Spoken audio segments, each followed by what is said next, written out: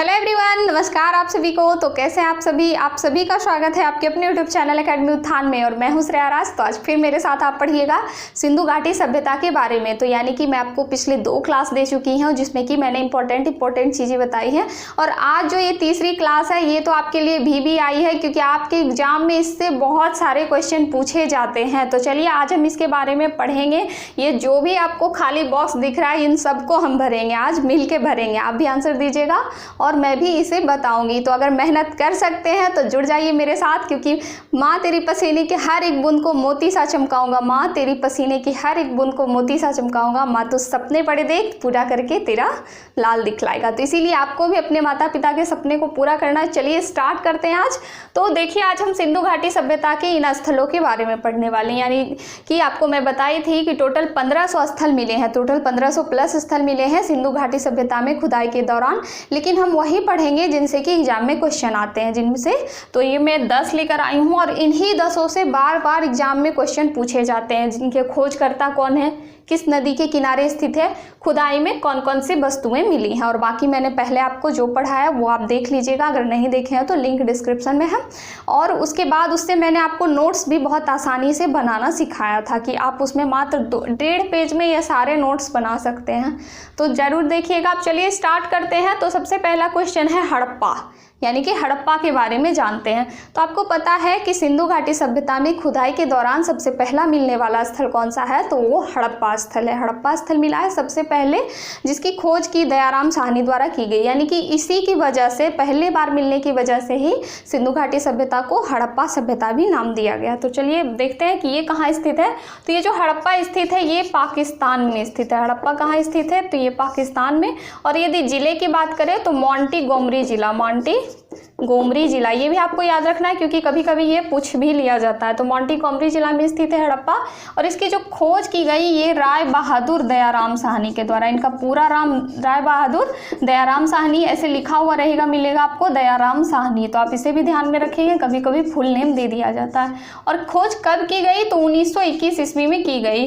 कब की गई हड़प्पा की खोज, तो 1921 ईस्वी में की गई राय बहादुर दयाराम साहनी के द्वारा। अगर ये पूछा जाए कि ये किस नदी के किनारे स्थित है, तो ये रावी नदी के किनारे स्थित है। रावी नदी के किनारे स्थित है। चूंकि आपको पता है कि जब भी ये क्वेश्चन दिया रहेगा तो सबसे पहले सिंधु नदी दिया रहेगा ऑप्शन में। क्यों, क्योंकि आपने बार बार पढ़ा है सिंधु घाटी सभ्यता, लेकिन वहाँ आपको कंफ्यूज नहीं होना है, वहाँ आपको रावी नदी लगाना है। हड़प्पा किस नदी के किनारे स्थित है, तो रावी नदी के किनारे स्थित है। अब देखिए यहाँ खुदाई में कौन कौन से वस्तुएं मिले हैं। चूंकि आपको पता है कि 1500 में स्थल में ये 10 ही क्यों इतने ज़्यादा इंपॉर्टेंट है, और 2-4 है, लेकिन इन 10 से ही क्वेश्चन क्यों आते हैं, क्योंकि यहाँ कुछ ऐसे सामान मिले, ऐसे सामग्री मिले हैं जिनसे कि इनकी विशेषता प्रकट होती है, इनका इंपॉर्टेंस पता चलता है कि क्या क्या इसके इंपॉर्टेंस है, इसीलिए ये इंपॉर्टेंट हो गए। तो अब यदि बात करें कि कौन कौन सी वस्तुएं मिली है, तो इसमें तो पत्थर के सामग्री, सबसे पहले तो पत्थर के सामग्री मिले हैं इसमें। इसके अलावा क्या मिला है, तो सबसे जो विशेष है वो है RH-37 कब्रिस्तान। RH-37 कब्रिस्तान मिले हैं इसमें, RH-37 कब्रिस्तान। और ये यहाँ की सबसे बड़ी विशेषता थी, सबसे बड़ी विशेषता थी। चूँकि आपको पता है कि सिंधु घाटी सभ्यता में सबको दफनाया भी जाता था और जलाया भी जाता था, 2 काम किया जाता। और सबको आंशिक रूप से भी दफनाया जाता था, पूर्ण रूप से भी दफनाया जाता था।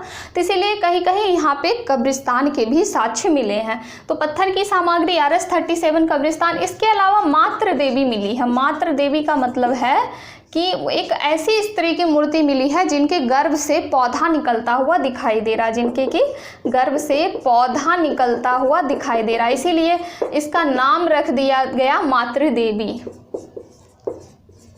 तो इसलिए चूंकि गर्भ से पौधा निकल रहा तो इसीलिए इसका नाम रख दिया गया मातृ देवी। इसके अलावा और अगर वस्तुओं की बात करें कि और क्या क्या मिली है, तो मंजूषा मिली है, मंजूषा मिली है। इसके अलावा और अगर बात करें तो कुछ अनाज के साक्ष्य मिले हैं, जिसमें धान, भूसी उसी इस सारी चीज़ें मिली है, तो आप ध्यान में रखेंगे। इसके अलावा यहाँ पे मूर्ति मिली है, स्त्रियों की मूर्ति, स्त्रियों की मूर्ति मिली है, स्त्रियों की मूर्ति। तो ये सारी चीज़ें आप ध्यान में रखेंगे। इसमें सबसे ज़्यादा इंपॉर्टेंट ये दोनों हैं, RS-37 कब्रिस्तान और मातृ देवी यानी कि गर्भ से निकलता हुआ पौधा। बाकी चीज़ें पत्थर की कई सामग्रियाँ मिली है वहाँ पे, खिलौने मिले हैं, तराजू मिले हैं, ये सारी चीज़ें, बहुत सारी चीज़ें मिली हैं। तो आपको ये दोनों विशेष तौर पर ध्यान रखना है। उसके बाद देखिए नेक्स्ट चलते हैं मोहनजोदड़ो की तरफ। मोहनजोदड़ो की तरफ, तो मोहनजोदड़ो के बारे में अगर पूछा जाए ये कहाँ स्थित है, तो ये भी पाकिस्तान में स्थित है, ये भी पाकिस्तान में। लेकिन पाकिस्तान के कौन से ज़िले में स्थित है मोहनजोदड़ो, तो पाकिस्तान के लरकाना ज़िला, आप याद रखिएगा, पाकिस्तान के लरकाना ज़िला, क्योंकि ये दोनों मांटीगोमरी और लरकाना ये दोनों पूछा जाता है आपसे। और यदि इसकी खोज की बात की जाए कि इसकी खोज किसने की, तो राखाल दास बनर्जी, राखाल दास बनर्जी द्वारा की गई, जिसे कि शॉर्ट में RD बनर्जी भी लिखा जाता है। शॉर्ट में क्या लिखते हैं, RD बनर्जी भी लिखते हैं। तो आपको ये बातें कंफ्यूज नहीं करनी। और खोज कब हुई, तो 1922 ईस्वी में इन्होंने मोहनजोदड़ो की खोज की। मोहनजोदड़ो देखिए एक सिंधी भाषा का अर्थ है, क्योंकि आपको पता है कि मोहनजोदड़ो पाकिस्तान के लरकाना में सिंध क्षेत्र में पाया गया है। तो मोहनजोदड़ो एक सिंधी भाषा का शब्द है, जिसका अर्थ होता है मृतकों का टीला। जिसका कि अर्थ क्या होता है, इसका अर्थ होता है मृतकों का टीला। वैसे तो दिखेगा नहीं, मैं ऐसे लिख देती हूँ, मृतकों का टीला होता है मोहनजोदड़ो का शाब्दिक अर्थ। कभी कभी ये भी पूछ लिया जाता है एग्जाम में, तो आप याद रखेंगे। और यदि इसकी बात की जाए कि ये किस नदी के किनारे स्थित है, तो आपको पता है ये सिंध क्षेत्र के पास था, यानी सिंध क्षेत्र में स्थित है। तो आप याद रखेंगे इससे कि ये सिंधु नदी के किनारे स्थित है। सिंधु घाटी सभ्यता यानी सिंधु नदी के किनारे कौन है, तो मोहनजोदड़ो सिंधु नदी के किनारे स्थित स्थल है। अब देखिए इससे क्या क्या मिले हैं यहाँ पे, तो यहाँ पे देखिए क्या क्या मिले हैं खुदाई में, तो पुजारी का सिर, पुजारी का सिर, हाथी दांत के तराजू, हाथी के दांत से बना हुआ तराजू, तराजू, सेकेंड, हाथी दांत का तराजू। इसके अलावा कांस की एक नर्तकी मिली है, कांस की एक महिला का चित्र मिला है जिसमें कि वो नृत्य कर रही, मूर्ति मिली है जिसमें कि वो नृत्य कर रही। तो कांस की नर्तकी ये पूछा जाता है, ये भी इंपॉर्टेंट है कि कांस की नर्तकी कहाँ से मिली है, तो ये मिली है कहाँ से, तो मोहनजोदड़ो से मिली है कांस की नर्तकी। इसके अलावा यहाँ विशाल अन्नागार मिला है। मैं बताई थी कि अन्नागार जहाँ की अन्न का भंडारण किया जाता था, जिसके माध्यम से व्यापार वाणिज्य ये सारी चीज़ें की जाती थी। तो वहाँ से मिले हैं अन्नागार, स्नानागार, स्नानागार। स्नानागार के बारे में मैं आपको बता चुकी हूँ पिछले वीडियो में कि सामूहिक स्नान करने के लिए लोग यहाँ पे जाते थे। इसके अलावा अगर बात करें कि और क्या मिला है, तो पुजारी का सिर, हाथी दांत के तराजू, कांस की नर्तकी, अन्नागार, स्नानागार, उसके बाद फिर पशुपति की मूर्ति वाली मोहर। पशुपति चूँकि आपको पता है कि यहाँ पे जो देवी देवता होते थे वो इसी प्रकार के होते थे, तो पशुपति के मोहर यानी कि मुद्रा, पशुपति की मूर्ति वाली या चित्र वाली मुद्रा यहाँ से मिली है। और इसमें एक मुद्रा और भी मिली है, इसमें अगर आप हड़प्पा की बात करें तो एक मुद्रा मिली है खरगोश की आकृति वाली मुद्रा, खरगोश की आकृति वाली मुद्रा। बता देती हूँ, ऐसे ध्यान में रखिएगा तो रख लीजिएगा। तो खरगोश की आकृति इसमें मिला है पशुपति की आकृति का, यानी पशुपति के चित्र छपा हुआ मुद्रा। अब देखते हैं लोथल के बारे में जानते हैं। तो आपको पता है कि लोथल गुजरात में स्थित है, और गुजरात एकमात्र ऐसा इलाका था जहाँ की सबसे ज़्यादा क्षेत्र मिले हैं। भारत में गुजरात में सबसे ज़्यादा क्षेत्र मिले हैं। तो लोथल भी देखिए गुजरात का ही एक क्षेत्र है, और ये गुजरात में कहाँ से मिला है, तो अहमदाबाद से। गुजरात में कहाँ से मिला है, अहमदाबाद। और बात करें अगर इसके खोजकर्ता की, तो इसके खोजकर्ता हैं रंगनाथ राव, रंगनाथ राव।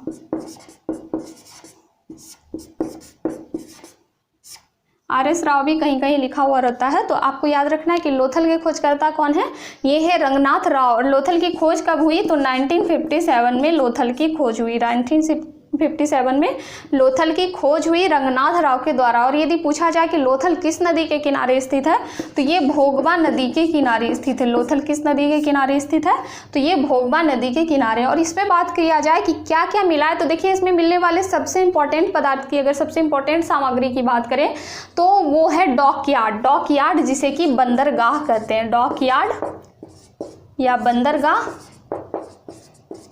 या फिर पतन, या फिर पतन।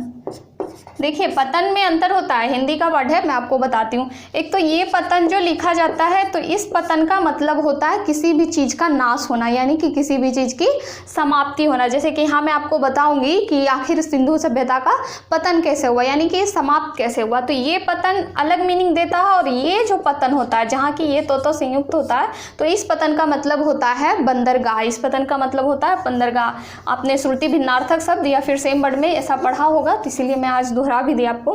तो देखिए डॉक यार्ड मिले हैं, बंदरगाह जिसे कहते हैं, या फिर पतन कहते हैं। इसके अलावा अगर बात की जाए कि और क्या मिले हैं यहाँ से, तो इसके अलावा मिले हैं यहाँ से सबसे बड़ी बात 3 युगल समाधान। 3 युगल समाधान। 3 युगल समाधान का मतलब समझे, वहाँ पे क्या था कि दफनाने की प्रथा थी, दफनाने की भी प्रथा थी। तो युगल समाधान यानी कि एक साथ 3 व्यक्तियों को दफनाया जाता है। जैसे अभी के दौर में आप मुस्लिम समुदाय में ले लें या फिर ईसाई सब समुदाय में, तो वहाँ क्या किया जाता है कि एक जो गड्ढा खाना जाता है, गड्ढा खोदा जाता है, या फिर कॉफ़ी जिसे आप कहते हैं क्रिश्चियन सब में, तो उसमें एक साथ एक व्यक्ति को ही दिया जाता है, यानी एक मृत व्यक्ति को ही एक जगह पे दफनाया जाता है। लेकिन इसमें युगल समाधान थे, यानी कि साथ में दफनाया जाता था। 3 व्यक्तियों को साथ में दफनाने की जो मिली है सामग्री, साक्ष्य जो मिले हैं, ये कहाँ से मिले हैं, तो ये लोथल से मिले। ये इंपॉर्टेंट है, आपको इसे ध्यान में रखना है। इसके अलावा चावल के प्रमाण मिले हैं, चावल के प्रमाण मिले हैं। उसके बाद अग्नि कुंड भी मिले हैं, अग्नि कुंड भी मिले हैं। कहाँ से, तो लोथल से मिले हैं। तो ये सारी चीज़ें आप ध्यान में रखिएगा। उसके बाद देखिए कालीबंगा की तरफ चलते हैं। कालीबंगा, तो आपको पता है कि कालीबंगा कहाँ स्थित है, तो कालीबंगा राजस्थान, यानी कि राजस्थान के हनुमानगढ़ी या फिर श्री गंगानगर भी दिया हुआ रहता है, तो आपको ध्यान में रखना है कि राजस्थान के हनुमानगढ़ी में स्थित है ये कालीबंगा। और कालीबंगा का अर्थ क्या होता है, काले रंग की चूड़ियाँ। कालीबंगा का अर्थ होता है काले रंग की चूड़ियाँ। और बात की जाए कि कालीबंगा की खोज किसने की, तो इसकी जो खोज की है ये की है ब्रजवासी लाल। ब्रजवासी लाल ने कालीबंगा की खोज की है। इसकी ईस्वी याद रखने की ज़रूरत नहीं है, क्योंकि इतना ही ईस्वी मात्र 3 का ही पूछा जाएगा। तो ब्रजवासी लाल ने कालीबंगा की खोज की। और कालीबंगा किस नदी के किनारे स्थित है, तो ये सरस्वती या घग्घर, एक ही नाम है, 2 नदियाँ नहीं है, ये एक ही नदी है, उन्हीं का नाम है। तो सरस्वती या घग्घर नदी के किनारे स्थित है ये कालीबंगा, काले रंग की चूड़ियाँ। और इसके बारे में यदि साक्ष्य पूछा जाए कि इससे क्या मिले हैं, तो इससे मिले हैं जुते हुए खेत का साक्ष्य। जुते हुए खेत का साक्ष्य।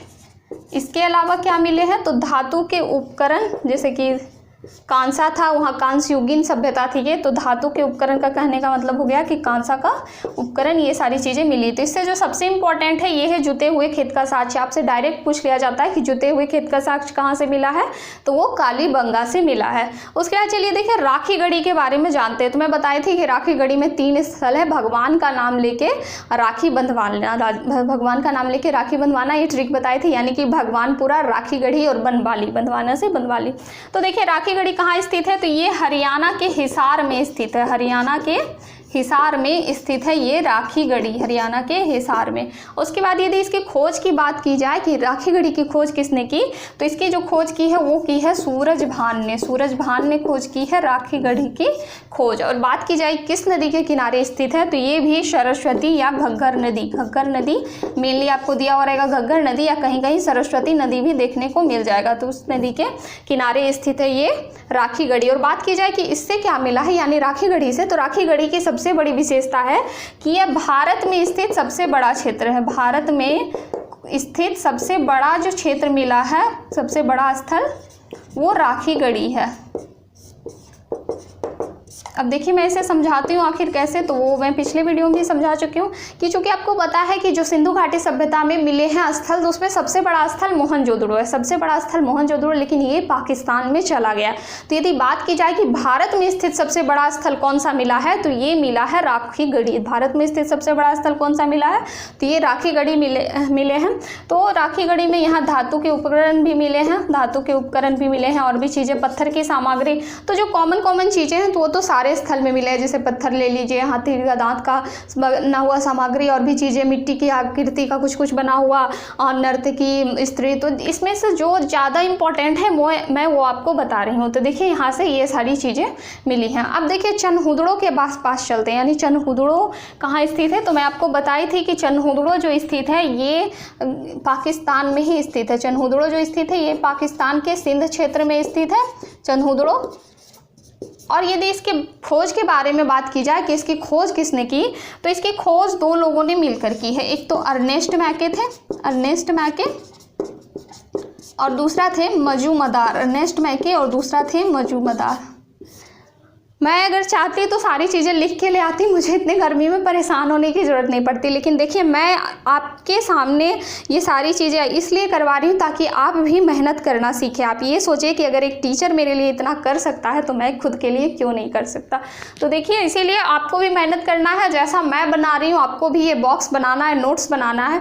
और मात्र जितना मैं बताती ना, तो 1.5 पेज में आप वो नोट्स बना लेंगे। फर्स्ट लेक्चर आधा पेज में आपका बन जाएगा, फिर हाफ पेज में सेकेंड लेक्चर, और ये पूरा आपको 1 पेज में बना लेना है। तो ऐसा नोट्स आपका रेडी होगा सिंधु घाटी सभ्यता का कि आपका कोई भी क्वेश्चन छूटने का चांस नहीं। मैंने पूरी कोशिश की है इसमें सारी चीज़ें डालने की जो जरूरी है। और इसके अलावा शाम को 7 बजे ऑब्जेक्टिव क्वेश्चन, मिली जुली ऑब्जेक्टिव आपको रवि सर द्वारा कराया जाएगा। देखिए वो भी आपके लिए बहुत मेहनत कर रहे हैं, वो भी हैंड रिटेन आपके लिए बना रहे हैं कि अपने अनुभव से, वो अपने अनुभव से बना रहे हैं कि कौन कौन से क्वेश्चन आप लोगों के लिए इंपॉर्टेंट है और आप लोगों के एग्जाम में पूछा ही पूछा जाएगा। तो इसीलिए उन्होंने हैंड रिटेन आपके लिए ऑब्जेक्टिव बनाना शुरू कर दिया है। तो आप लोग जरूर उनकी क्लास देखें, आपको बहुत फायदा होने वाला है।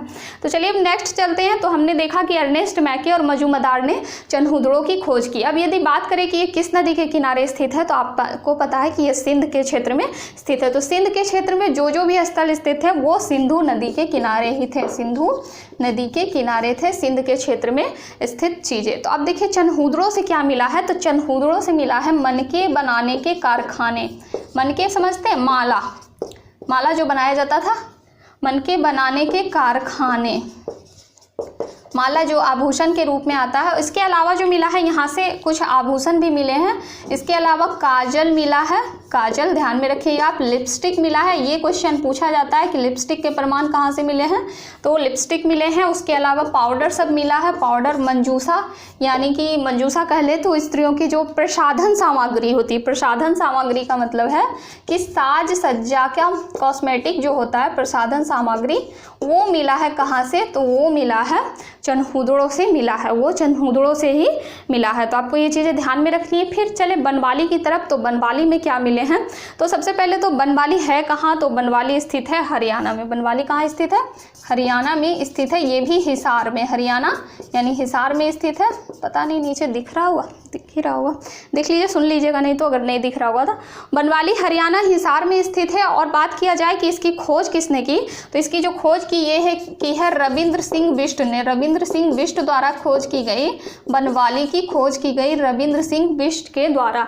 और बात करें कि ये किस नदी के किनारे स्थित है, यानी बनवाली किस नदी के किनारे स्थित है, तो ये भी सरस्वती या घग्गर नदी के किनारे स्थित है। सरस्वती या घग्गर नदी के किनारे स्थित है ये बनवाली। और इससे कौन सी चीज़ें मिली हैं, तो आपको विशेष तौर पे याद रखना है कि इसमें मिट्टी की बनी हल की आकृति मिली है। मिट्टी की बनी हल की आकृति, हल की आकृति। और ये बहुत इंपॉर्टेंट है, बार बार पूछा जाता है। इनमें से 2 पूछे जाते हैं, आपको कंफ्यूज नहीं करना।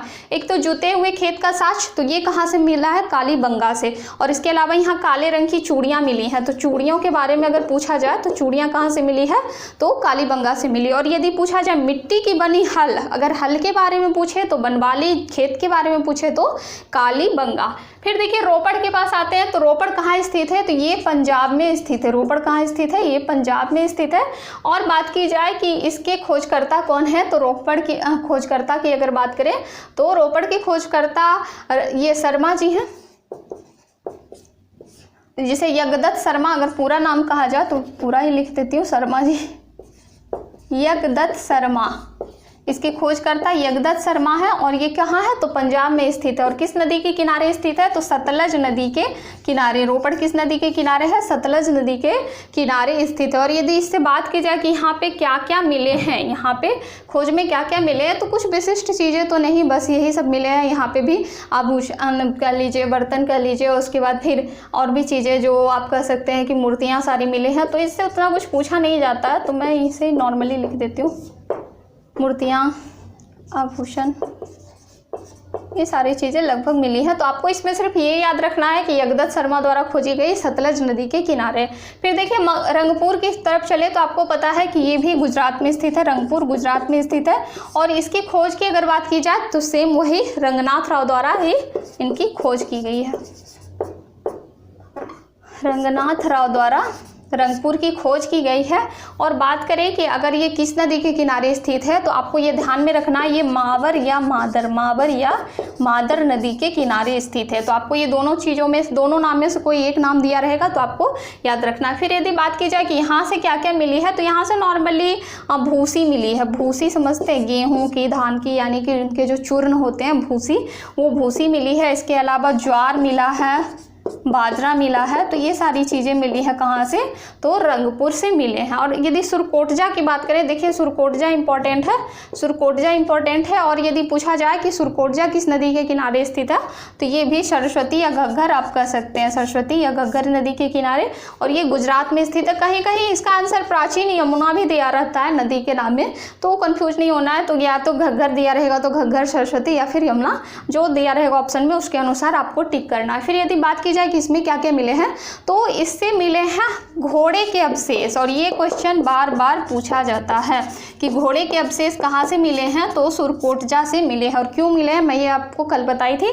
तो घोड़े के अवशेष जो मिले हैं ये सुरकोटजा से मिले हैं। इसके अलावा अग्निकुंड सब भी यहाँ से मिले हैं। तो आपको ये चीज़ें ध्यान में रखनी है। तो आपने यहाँ देख लिया कि इन सारे स्थल जो थे, इंपॉर्टेंट स्थल, इसके खोज किसने की, किस नदी के किनारे स्थित है और यहाँ खुदाई से क्या क्या मिले। और जो जो कुछ इंपॉर्टेंट चीज़ें थी वो मैंने आपको बता दिया कि ये सबको तो आपको एकदम कंठस्थ रखना है, क्योंकि ये बार बार एग्जाम में पूछा जाता है। अब देखिए यहाँ पे आपको कुछ नाम दिख रहा होगा, तो ये उन्हीं पुरातत्वविदों के नाम है जिन्होंने की इन स्थलों की खोज की, और आपको चूंकि पता है कि ये स्थल जो थे, यहाँ की जो लिपि मिली है ये मिली है भावचित्रात्मक, यानी कि यहाँ की लिपि को आज तक कोई पढ़ नहीं सका। तो इससे ये बातें तो जानना मुश्किल हो गई कि आखिर इस सभ्यता का पतन कैसे हो गया, यानी कि ये सभ्यता मिटी कैसे। तो तभी ने सब पुरातत्वविदों ने अलग अलग अनुमान लगाया, जो साक्ष्य मिले हैं उसी के आधार पर अलग अलग अनुमान लगाया है सभी ने। तो देखिए मैके, गार्डन और जॉन मार्शल का कहना था कि यहाँ से ये इसका पतन क्यों हो गया सिंधु घाटी सभ्यता का। तो इनका कहना था कि बाढ़ के कारण इनका पतन हो गया, बाढ़ के आने की वजह से इस सभ्यता का पतन हो गया। लेकिन वही गार्डन चाइल्ड, व्हीलर और पिगट महोदय जो थे, पिगट महोदय, इन सब का कहना था कि यहाँ आर्यों के आक्रमण, यानी आर्य जो आए तो आर्यों के आक्रमण से या फिर विदेशी आक्रमण से इस सभ्यता का पतन हो गया। तो ये भी आपको याद रखना, विदेशी आक्रमण या आर्यों के आक्रमण से इस सभ्यता का पतन हो गया। उसके बाद यदि बात करें केयर सर्विस ने क्या कहा, तो उनका कहना था कि जो कुछ परंपराएं थे, कुछ नियम कानून थे, उनके कारण इसका पतन हो गया। यानी कि आप कह सकते हैं कि कुछ व्यवस्था के कारण इसका पतन हो गया। तो मैं डायरेक्ट व्यवस्था लिख देती हूँ। तो ये दोनों आपको याद रखना है। इसके अलावा एक डीडी कौशाम्बी की बात आती है कि डीडी कौशाम्बी ने क्या कहा था। तो डीडी कौशाम्बी ने कहा था कि मलेरिया नामक महामारी के कारण इस सभ्यता का पतन हो गया। तो सबके अलग अलग मत थे। किसी ने कहा कि आग लगने के कारण इस सभ्यता का पतन हो गया। तो डीडी